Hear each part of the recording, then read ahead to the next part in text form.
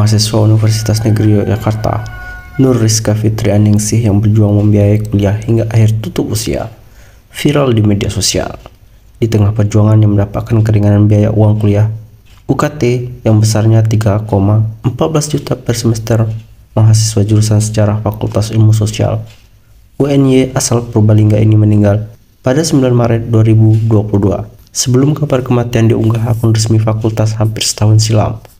Rizka diketahui sudah tak kuliah beberapa waktu, sampai akhirnya ia diketahui sedang kritis di rumah sakit akibat penyakit hipertensi parah yang dideritanya. Rizka diketahui tidak bisa membayar UKT, kata rekan kampus sekaligus kakak tingkat, Rahmat Ganta Semendawai. Ganta yang juga membagikan kisah Rizka melalui tautan media sosial Twitter, Organtas, mengungkapkan Rizka merupakan anak dari penjual sayur dengan gerobak di pinggiran jalan. Orang tua Rizka harus menghidupi 5 orang anak, yakni Rizka serta 4 adiknya yang belum lulus sekolah. Diketahui menghadapi permasalahan UKT. Sejak awal kuliah, Rizka sudah sempat mengajukan permohonan keringanan biaya dengan mengisi pendapatan orang tua sesuai kondisi ekonomi yang ia alami. Namun apesnya, ujar Ganta, saat coba mengunggah berkas permohonan itu melalui ponsel pinjaman tetangga, berkas Rizka terus gagal terkirim, hingga tiba-tiba muncul nominal UKT 3,14 juta harus dibayar setiap semester. Semangat Rizka di awal kuliah masih tetap terjaga, manakala guru-guru sekolah hingga rekan kampus patungan untuk membantu membiayai semesternya. Meski dibantu, Rizka tetap berhenti mencoba mengajukan keringanan ke pihak rektorat. Berulang kali mencoba upaya gagal karena dugaan ruwetnya birokrasi. Usaha meminta keringanan UKT terus dilakukan Rizka sampai melewati semester kedua.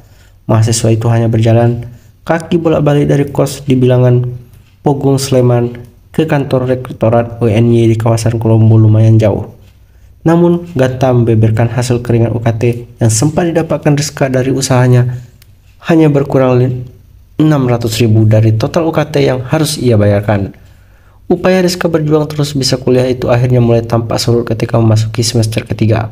Saat Rizka mulai tak muncul di aktivitas perkuliahan, Ganta sempat mendapat 2 kabar soal Rizka. Rizka sedang cuti untuk bekerja agar bisa membayar uang semesteran, dan kabar lain menyebut Rizka memutuskan berhenti karena sudah kepayahan untuk membayar UKT.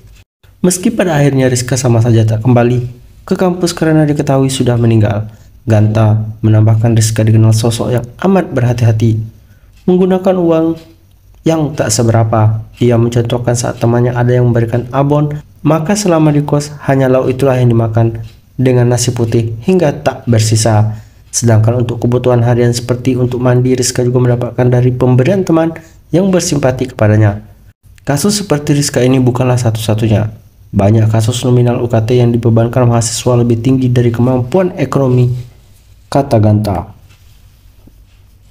Ganta membeberkan dari survei internal komunitas kampus. Dari 1000-an mahasiswa yang mengisi angket, didapati 97% merasa UKT mereka tidak sesuai dengan kemampuan ekonomi.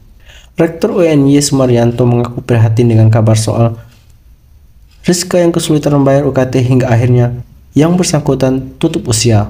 Sumaryanto mengatakan sebenarnya ada banyak cara yang bisa ditempuh untuk membantu meringankan UKT mahasiswa yang benar-benar kesulitan ekonomi.